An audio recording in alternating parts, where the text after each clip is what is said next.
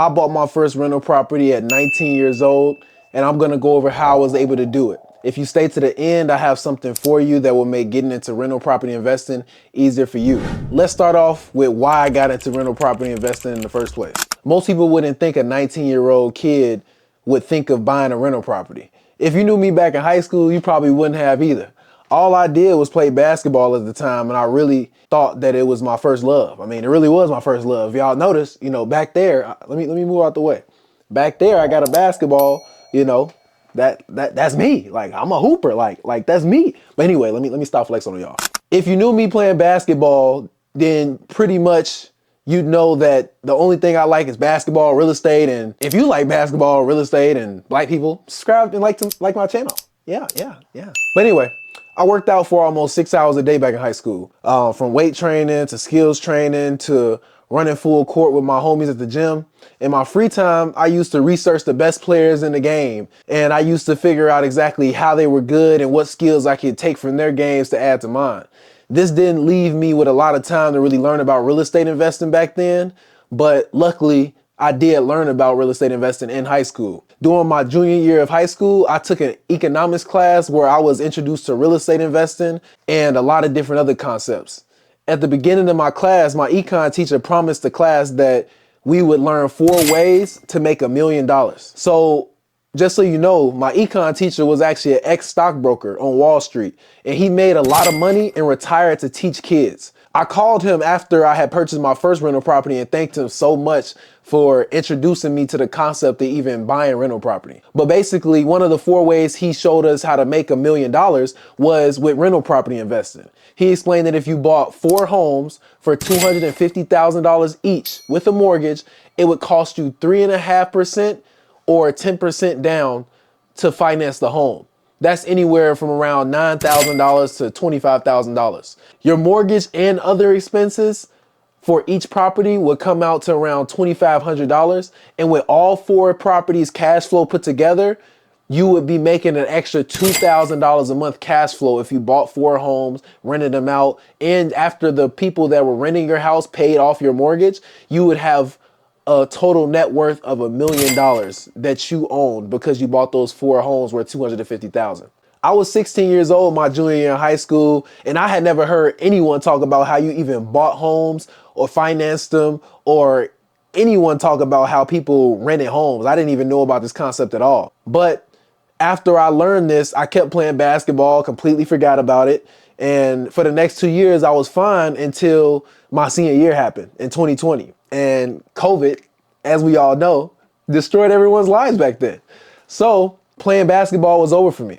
I was depressed. I stopped playing basketball because I couldn't go to the schools I wanted to go to. During the time I was actually visiting schools and seeing where I wanted to go play basketball after high school, but my parents wouldn't even let me travel during the time. So it really just got me down, and I was extremely just depressed in the house after I realized that I couldn't go to the schools that were even trying to recruit me.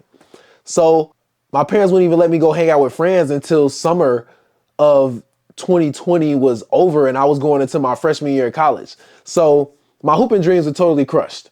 During the rest of 2020, I ended up getting my first job. And since I had nothing to do while I was stuck in the house, I ended up remembering what I learned about real estate investing. And I started researching for like tons of hours. Like every day I'm on YouTube researching Google, like learning different things, buying books, reading. Like I started getting really deep into real estate investing, business, and finances in general.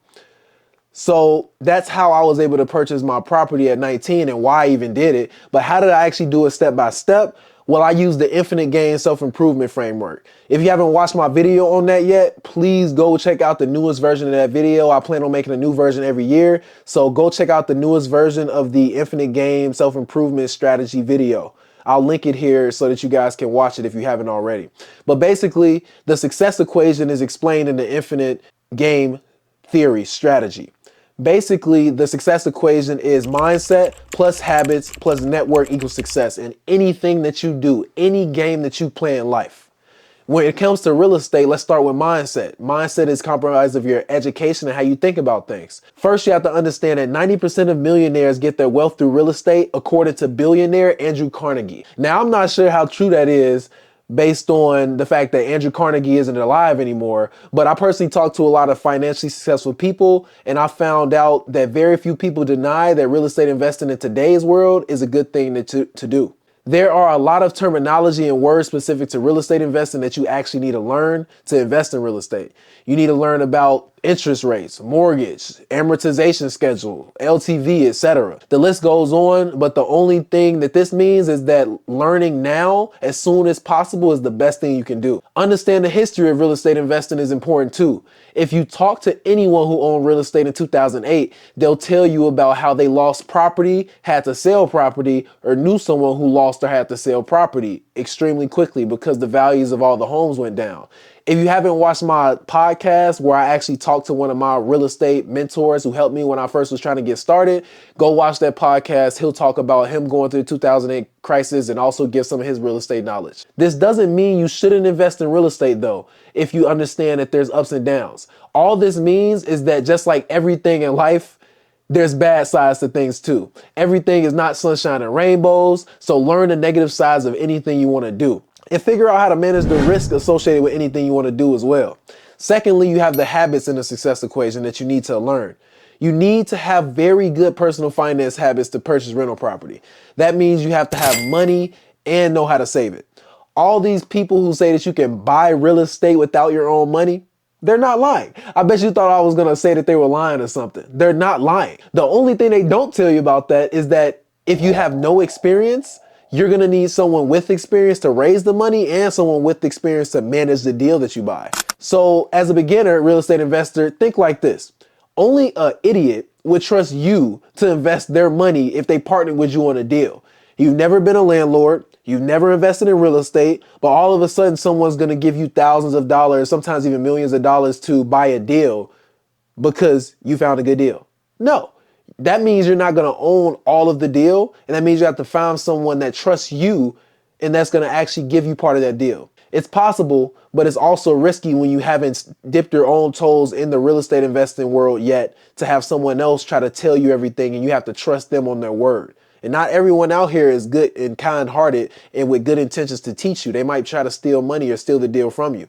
If someone is telling you to buy your first deal on credit card, which is possible as well, although this is possible, I will be careful with taking on so much debt. You still have more risk whenever you go into debt doing anything. So even with buying rental property, you're going into debt. You're supposed to have rent, but rent doesn't always come. So you have to understand the risk you're taking when you're doing rental property investing. All of these things are concepts that you will learn with more education into real estate investing. But you want to have cash no matter what. So no matter what happens, you'll have money to solve problems that may come up. If something breaks, you'll be able to fix it. And you'll learn how to be a landlord and a property owner on your own so you can figure out, is this something that you want to pursue full time? So don't always listen to everything that you hear because it sounds cool online until they give you the details on what truly can go wrong. And you have to understand how to manage the risk associated with it. Lastly, you have the network and the relationships. One of the most valuable relationships when you're just getting started buying rental property is your parents. I didn't take this route personally, but if you're above the age of 18 and don't have 2 years work history or enough credit to get the loan by yourself from the bank, you can go ahead and ask your parent or someone you trust as an adult to co-sign on a loan. If they have good credit and 2 years work history and you're working as well, you can live in a house for a year and then move out and rent that property to somebody else while you go buy another property. This is one of the methods that a lot of people use to buy their first rental property. It's called house hacking. I personally house hacked myself. I didn't need my parents to co-sign on my loan or anybody, no adult or anything like that. But I was able to accomplish this because I personally took it upon myself to go house hack. And I bought my first duplex when I was 19 years old and I became a landlord. I learned a lot in such a short period of time because I had jumped into it, became a landlord, did it all with my own money, had reserves just in case anything went wrong. And I learned it all on myself. So now people trust me with their money now to buy investment property and actually invest with me because I've actually done it. Not to an extremely high level, but experience is experience compared to someone who has no experience, who would rather have someone with experience go ahead and invest their money for them on their behalf or partner with you, not invest their money on their behalf because I don't want to get in trouble with any, technological terms with the Securities and Exchange Commission. But you partner with someone that you know.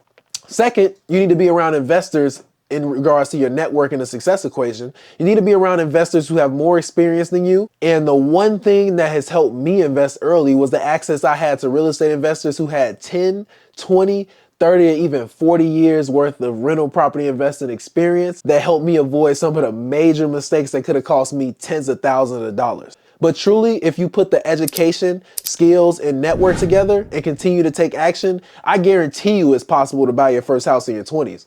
I won't promise you'll get yours in your teens like me unless you start really early and are very, very ambitious and plan-driven and focused. But for sure, you can do this if you take the time to sacrifice towards your goals, and you will get there. Like I said, if you want to get educated on real estate investing and connect with investors with more experience than you, I personally meet up with investors every week on Zoom and in person. So if you want access to the educational community I joined when I was younger and trying to get into real estate investing, I would be happy to connect anyone who had took the time to actually go follow me on Instagram at It's Kuye, ITSKUYE, and DM me saying that you want access to my real estate community. If you're willing to do that, honestly, I definitely feel like you're ambitious enough to get access to the community I'm involved in. So like I said, thanks for watching this video. If this helped you, gave you more clarity in how I bought my first real estate investment property and what path you could possibly take, definitely like, subscribe, follow me for more self-improvement content around the things that I'm doing and how I can possibly help and impact the world on a deeper level. Like and subscribe. Thank you.